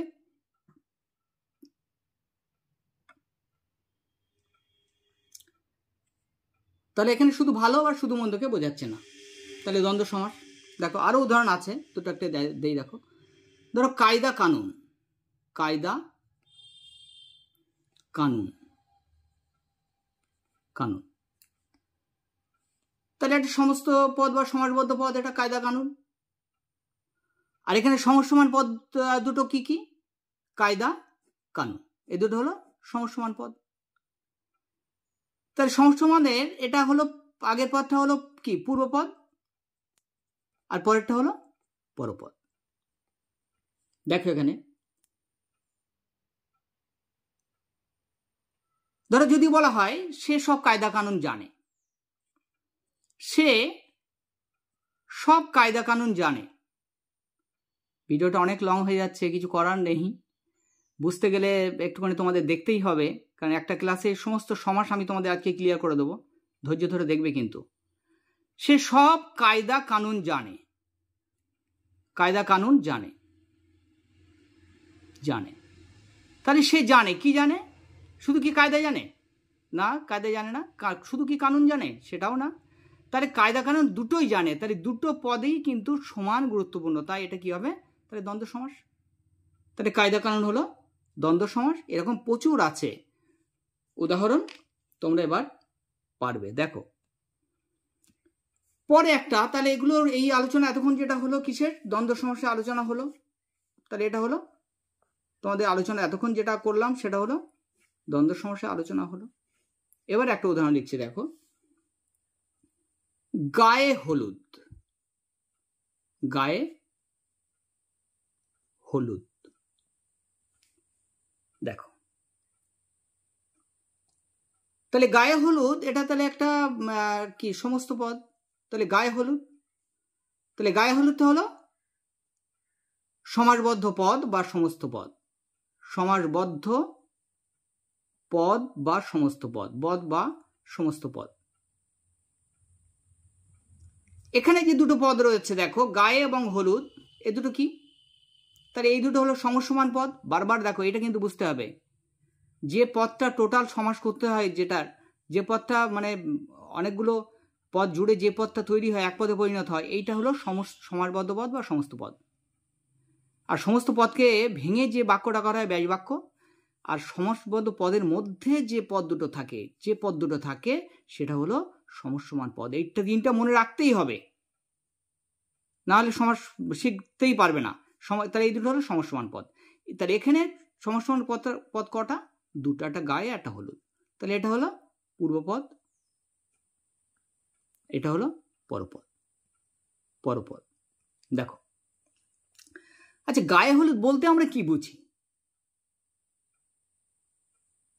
গায়ে হলুদ বলতে কি বুঝি? ধরো গায়ে, গায়ে হলুদ মানে কি? গায়ে হলুদ দেওয়া। তাহলে কি হবে এটা? শুধু কি গাকে বোঝাচ্ছে গায়ে হলুদ দেওয়া? তাহলে গায়ে হলুদ দিলে গায়ে হলুদ, নাকি হলুদকে বোঝাচ্ছে? গায়ে হলুদ মানে কি? হলুদকে বোঝাচ্ছে। তাহলে গায়ে হলুদ মানে কি? আমরা তো জানি এটা, গায়ে হলুদ বলতে কি বোঝায়। তাহলে গায়ে হলুদ মানে হলো যে গায়ে হলুদের একটা অনুষ্ঠান, এটা একটা অনুষ্ঠান, যে এটা একটা অনুষ্ঠান, তাই নাকি? এটা একটা অনুষ্ঠান, এটা একটা অনুষ্ঠান, বিয়ের আগের অনুষ্ঠান বা বিয়ের অনুষ্ঠান, বিয়ের অনুষ্ঠানই লিখলাম। এটা একটা বিয়ের অনুষ্ঠান, গায়ে হলুদ হলো একটা বিয়ের অনুষ্ঠান। তাহলে এখানে গায়ের অর্থটাও নেই, হলুদের অর্থটাও নেই। তাহলে এখানে গায়ের অর্থটাও নেই, হলুদের অর্থটাও নেই। তাহলে কি হচ্ছে? গায়ে হলুদ একটা অনুষ্ঠান, তাহলে একটা অনুষ্ঠানকে বোঝাচ্ছে, অর্থাৎ তৃতীয় কোনো অর্থ বোঝাচ্ছে, তাই নাকি? দেখো ভালো করে দেখো, তাহলে তৃতীয় কোনো পদের অর্থ বোঝাচ্ছে, তৃতীয় কোনো পদের অর্থ বোঝাচ্ছে। তাহলে এখানে পরিষ্কার বলা পদের অর্থ বোঝাচ্ছে।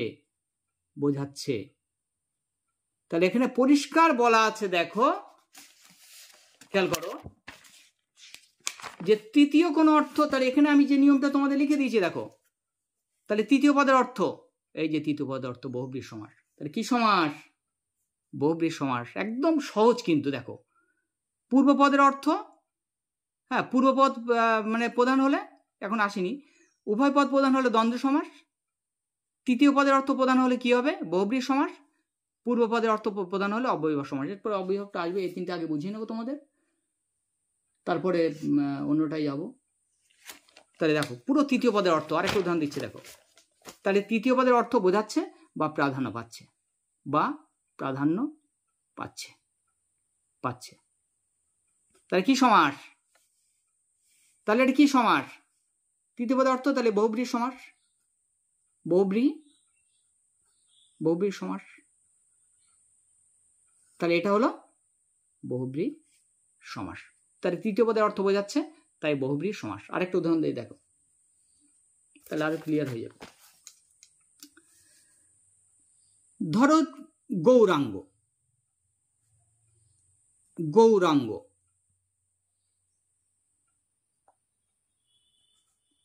তাহলে গৌরাঙ্গ একটা সমাসবদ্ধ পদ, গৌরাঙ্গ। তাহলে এখানে হচ্ছে গৌর আর অঙ্গ দুটো শব্দ না, কি গৌর আর অঙ্গ, এই দুটো শব্দ। তাহলে অঙ্গ, তাহলে সমসমান পদ কটা? দুটো, একটা গৌর একটা অঙ্গ, তাই না? একটা গৌর একটা অঙ্গ, তাহলে দুটো সমসমান পদ। তাহলে এই দুটো পদের পূর্বপদ কোনটা? গৌর। পরপদ কোনটা? অঙ্গ। পরপদ অঙ্গ। তাহলে গৌর মানে কি? গৌর মানে হলো ফর্সা। ধরো ফর্সা অঙ্গ, ফর্সা অঙ্গ মানে আমাদের শরীর অংশ। তাহলে ফর্সা অঙ্গ, তাহলে শরীর ফর্সা শরীর, তার ফর্সা শরীর যার থাকবে সেই গৌরাঙ্গ। এটা কি হচ্ছে? তাহলে গৌর অঙ্গ, তাই এই দুটো অর্থ কি আমরা নিচ্ছি? তাহলে গৌরাঙ্গ বলতে আমরা কি বোঝাই? গৌরাঙ্গ বলতে আমরা চৈতন্য দেবকে বোঝাই। কি গৌরাঙ্গ বলতে কাকে বোঝায়? গৌরাঙ্গ বলতে আমরা চৈতন্য দেবকে বোঝাই।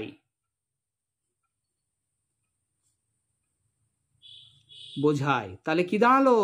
আগেরটার মতো একই দাঁড়ালো না, যে পূর্বপদ পরপদ কোনোটির অর্থ গ্রহণ না করে তৃতীয় একটা পদের অর্থ গ্রহণ করা হলো, তাই নাকি? তাহলে একদম পরিষ্কার বহুব্রীহি সমাস। তাহলে কোনো অর্থ প্রথম দ্বিতীয় কোনো অর্থ গ্রহণ করা হবে না, তৃতীয় কোনো অর্থ গ্রহণ করা হবে। আরেকটা উদাহরণ ধরে লিখি, ডাকা বুকো, তাহলে ডাকা মানে ডাকাত, বুকো মানে বুক। তাহলে ডাকা বুকো হলো কি? তাহলে ডাকাতের মতো বুক। তাহলে ডাকাতের মতো বুক, সে কেমন বুক? কিন্তু ডাকা বুকো বলতে আমরা কি বুঝি?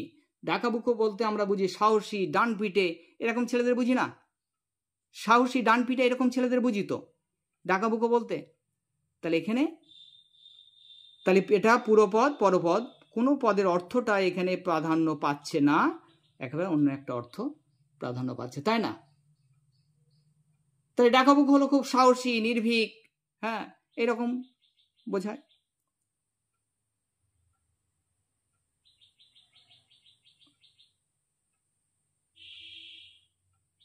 তাহলে একটা জিনিস তোমরা খেয়াল করলে এতক্ষণ, দুটো সমাস যে আমি বোঝালাম, দ্বন্দ্ব আর বহুব্রীহি, দ্বন্দ্ব আর কি বহুব্রীহি, এই দুটো বোঝালাম। ক্লিয়ার? একদম পরিষ্কার। দ্বন্দ্ব সমাসে উভয় পদের প্রাধান্য, আর বহুব্রীহিতে কোনো পদের প্রাধান্য না। দ্বন্দ্ব সমাসে উভয় পদের প্রাধান্য,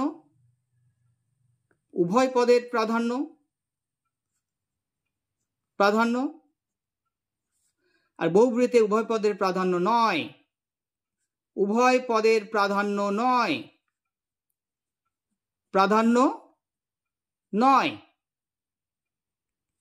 পদের প্রাধান্য নয়। তাহলে এই দ্বন্দ্ব আর বহুব্রীহি এই সমাস দুটো তোমার, তাহলে এটা কি বিপরীত ধর্মী না? এটা মনে রাখবে কিন্তু, পুরো বিপরীত। তাহলে বিপরীত ধর্মী সমাস। তাহলে দুটোই হলো বিপরীতধর্মী সমাস। এই দুটো সমাস হলো বিপরীতধর্মী সমাস। বোঝা গেল? ক্লিয়ার? একদম পরিষ্কার? তাহলে দুটো সময় বোঝা গেল। এইবার নেক্সট আসছি, দেখো নেক্সট সমাসে আসছি। দেখো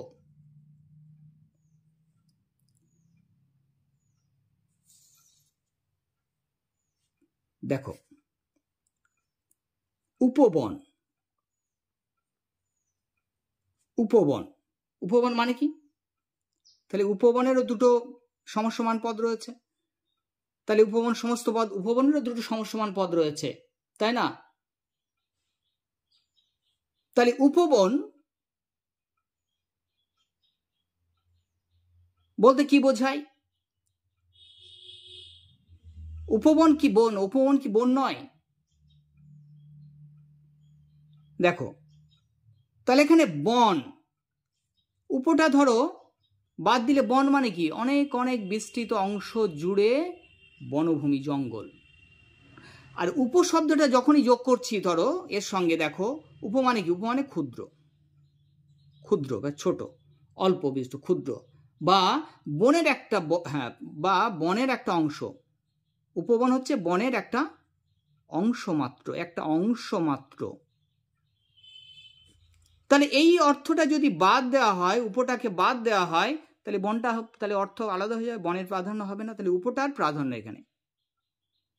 তাহলে উপটার অর্থাৎ উপটা কি?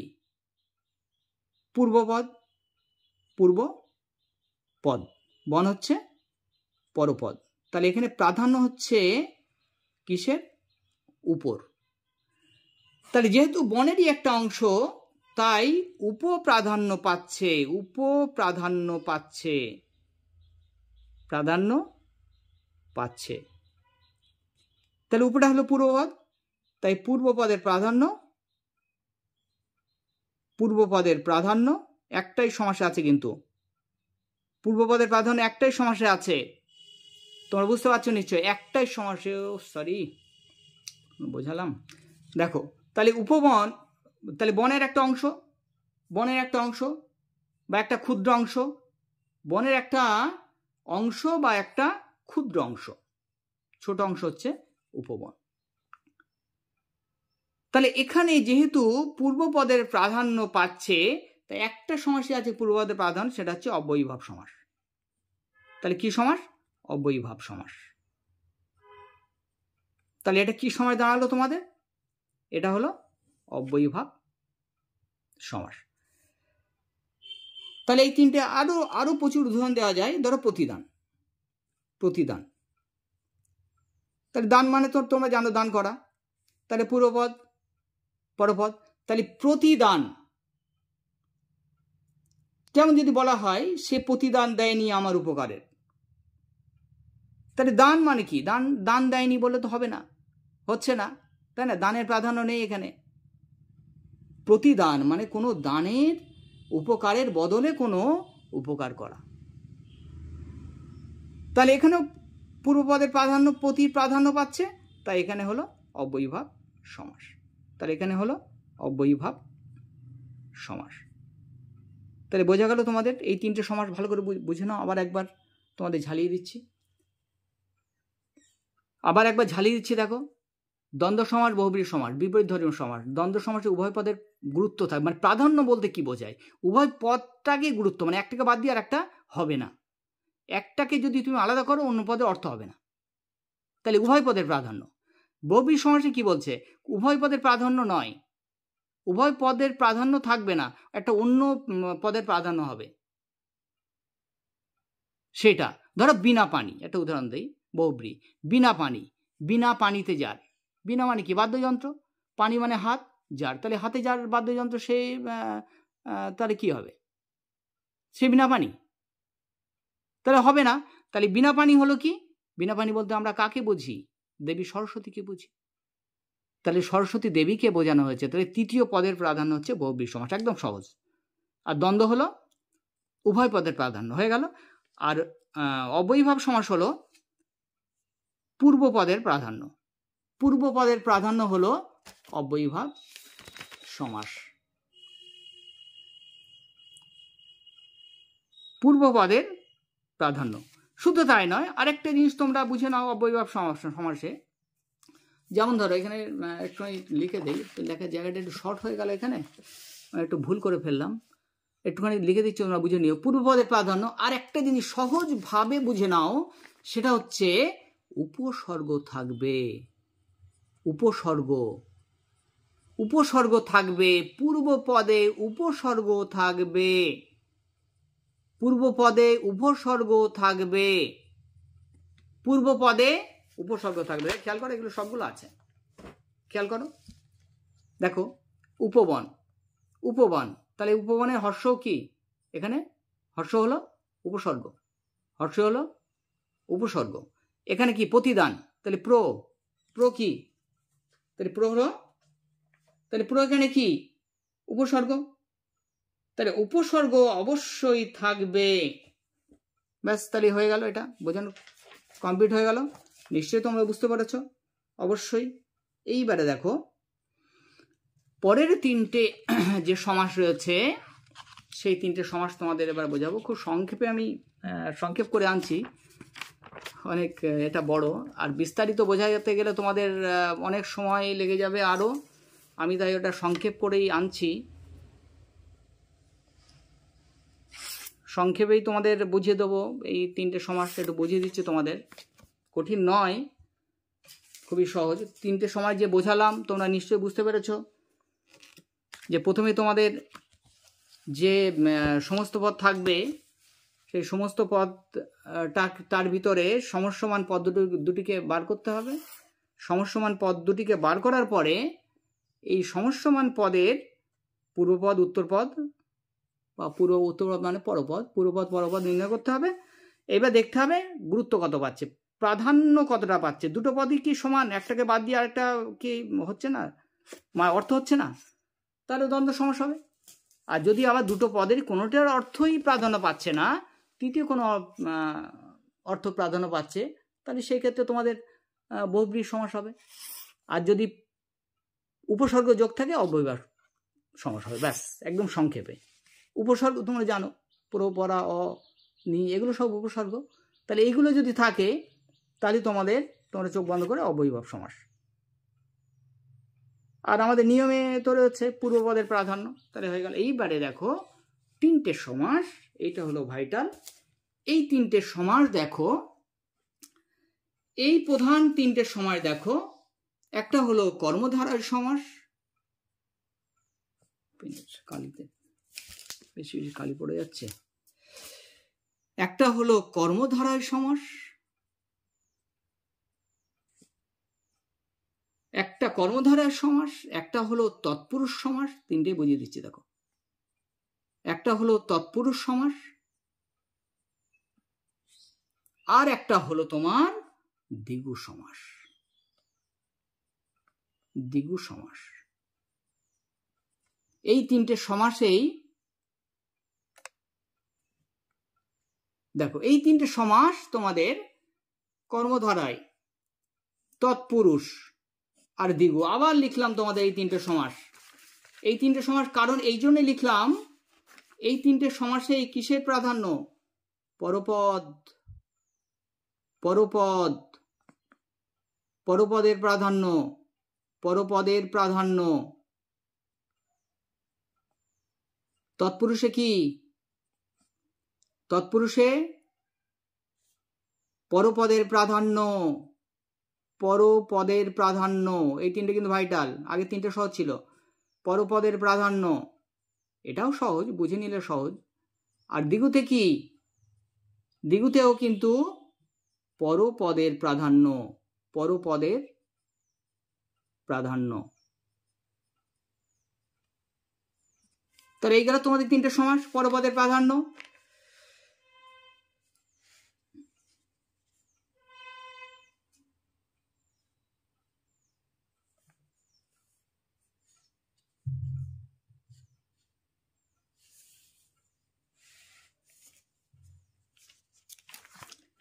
এইবারে দেখো,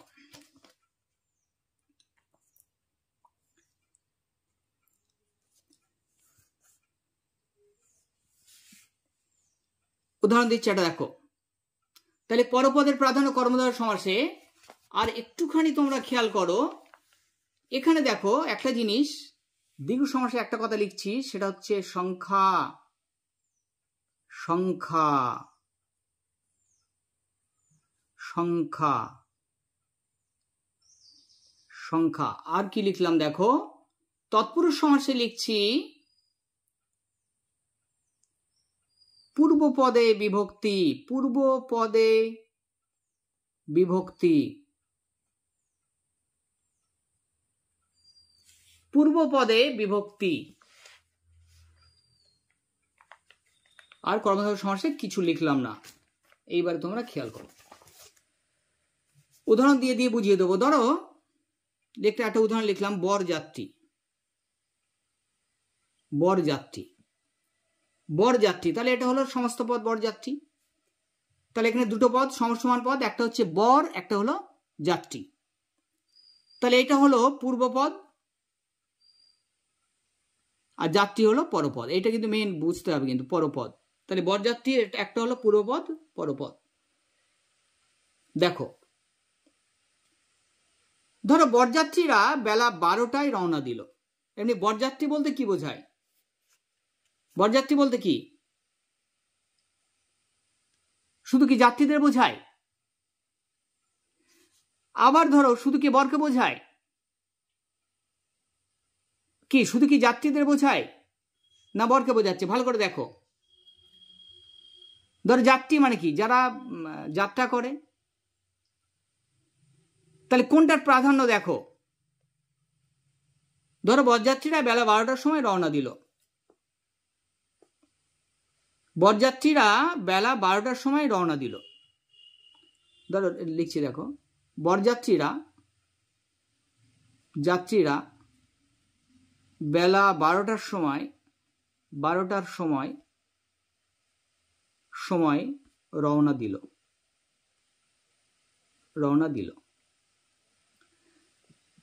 তাহলে এখানে দেখো, এখানে কি বর রওনা দিল না যাত্রী? এখানে কি বর রওনা দিল না যাত্রী? দিল না যাত্রী?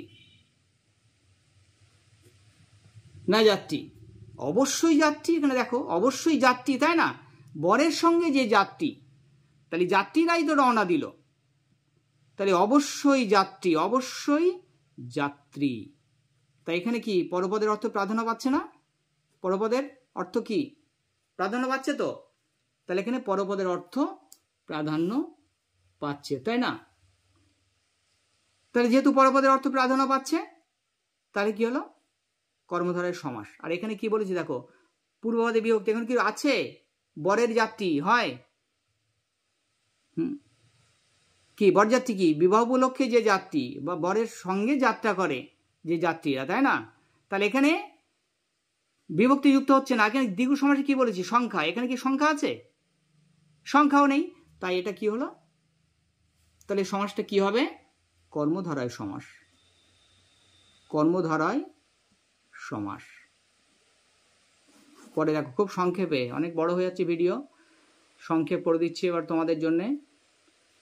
পরে আবার যখন বিস্তারিত বোঝাবো পরের একটা ভিডিও, তখন বুঝিয়ে দেবো। সংক্ষেপ করে দিচ্ছি দেখো। পরে আরেকটা উদাহরণ দিচ্ছি দেখো, চা বাগান। চা বাগান, চা বাগান, এখানে চার বাগান, তাই না? এখানে পরপদ দেখো, পরপদ। তাহলে এখানে গুরুত্ব কি পাচ্ছে? যদি আমরা ধরো আমরা বললাম,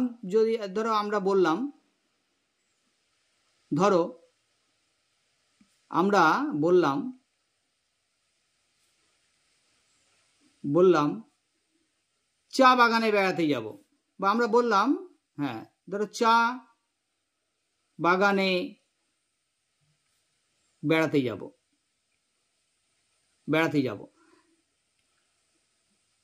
তাহলে আমরা কি এটা বলবো যে আমরা বেড়াতে যাব কোথায়? বাগানে। তার সঙ্গে চা যুক্ত আছে, কিন্তু আমরা কি বলবো যে আমরা চায়ের মধ্যে ঘুরতে যাব বা চায়ের মধ্যে বেড়াতে যাব? এই কথা তো আমরা বলবো না। আমরা কি বলবো? আমরা কখনোই বলবো না এটা।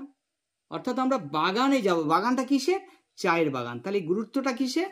বাগানের। তাহলে এখানে পরপদের গুরুত্ব, তাই নাকি? তাহলে এখানে পরপদের প্রাধান্য পাচ্ছে, প্রাধান্য। প্রাধান্য। তাহলে কি হলো? পরপদের প্রাধান্য। তাহলে কর্মধারায় হয়ে গেছে। তাহলে এটা হলো। এইবারে পরপদের প্রাধান্য দেখো, চা বাগান। তাহলে চা বাগান ভেঙে লিখলে কি দাঁড়ায়? দেখো কি দাঁড়ায়? চায়ের বাগান, চায়ের বাগান। তাহলে চা যোগ এর বাগান, তাই না? তাহলে এরটা কি হলো? এটা হলো বিভক্তি। এটা হলো বিভক্তি। তাহলে চা হলো কি? এটা পূর্বপদ, তাই না? চায়ের হলো পূর্বপদ। তাহলে এখানে পূর্বপদে দেখো, পূর্বপদে বিভক্তি কি হয়? লোপ পায়। সমাসের লোপ হয়, লোপ উঠে যায়। এটা যখন সমাসবদ্ধ পদ হয়, ব্যাসবাক্যটা যখন ভেঙে, মানে ব্যাসবাক্যটা যখন করা হয়, ব্যাসবাক্যে যে শব্দগুলো থাকে, তাহলে চায়ের বাগান, তাহলে সেই পদটা যখন এক পদে পরিণত হয়, অর্থাৎ সমাসে পরিণত হয়, তখন কি হয়? তখন হয় যখন এক পদে পরিণত হয়, তখন সেটা সমাস হয়, সমাসবদ্ধ পদ হয়। তাই সমাসবদ্ধ পদে কি হয়? বিভক্তি উঠে যায়। তাই এখানে বলা হচ্ছে পূর্বপদে বিভক্তি লোপ পায়। পূর্বপদে বিভক্তি কি হয়? লোপ লিখে দিয়েছি। তাহলে এইটা হলো তোমাদের তৎপুরুষ সমাস। তাহলে কি সমাস? তৎপুরুষ। আরো ভালো করে ডিটেলসে বোঝানো যেত, কিন্তু ভিডিও বড় হয়ে যাচ্ছে, তাই আমি তোমাদের সংক্ষেপ করে দিচ্ছি। খুব বেশি বড় করব না, আর সংক্ষেপ করে দিচ্ছি। আর একটা দেখো, দ্বিগু সমাস। তাহলে এটা হলো কর্মধারায় হলো, তৎপুরুষ হলো। এইবারে দেখো দ্বিগু সমাস একদম সহজ। এটা ধরো নবরত্ন, নবরত্ন, নবরত্ন। তাহলে দেখো এখানে নব মানে কি? নব মানে নয়, নব মানে নয়, নয়, নয়। আর রত্ন, রত্ন হলো গ্রহরত্ন, রত্ন। তাহলে এই রত্ন, তাহলে রত্নটা কটি রত্ন? নব। একদম চোখ বন্ধ করে। তাহলে কি আছে? সংখ্যা। কি আছে? কোন লিখে দিয়েছি আমি নিয়মে, সংখ্যা, সংখ্যা। তাহলে এখানে রত্নের প্রাধান্য মানে পরপদের প্রাধান্য, পরপদের প্রাধান্য, পরপদের প্রাধান্য, পরপদের প্রাধান্য। আর এখানে আমি লিখে দিয়েছি তোমাদের পরিষ্কার, এই যে দেখো, এটা লিখলাম কোথায়? হ্যাঁ, এই যে সংখ্যা, সংখ্যা, সংখ্যাবাচক শব্দ থাকবে দ্বিগু সমাস। তাহলে পরপদের প্রাধান্য আর সংখ্যাবাচক শব্দ, ব্যাস, আর কিচ্ছু দেখা লাগবে না। তাহলে সংখ্যাবাচক শব্দ, তাহলে পরপদের প্রাধান্য, পরপদের প্রাধান্য আর সংখ্যা থাকবে, সংখ্যা থাকবে। থাকলে কি হবে? দ্বিগু সমাস, দ্বিগু সমাস। তাহলে দ্বিগু সমাস, আর সঙ্গে আবার সমাস শব্দটা যোগ হয়, নবরত্নের সমাস। সেটা যখন বিস্তারিত বোঝাবো তখন তোমাদের বলে দেবো যে কিভাবে হবে সেটা। তাহলে